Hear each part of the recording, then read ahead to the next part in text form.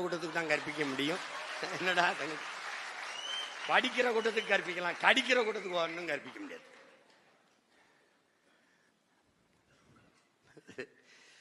கேள்விக்குறி, அது ஆச்சரியக்குறி.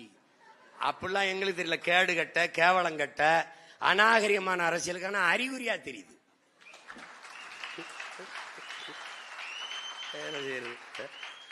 கேட்டா பொறாமைங்கிறான். டேய் போடா அங்கிட்டு போடா.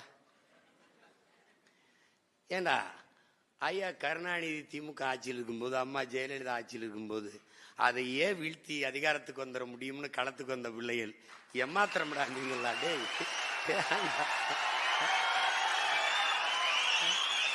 பயப்படுறாரு பயப்படுறாரு.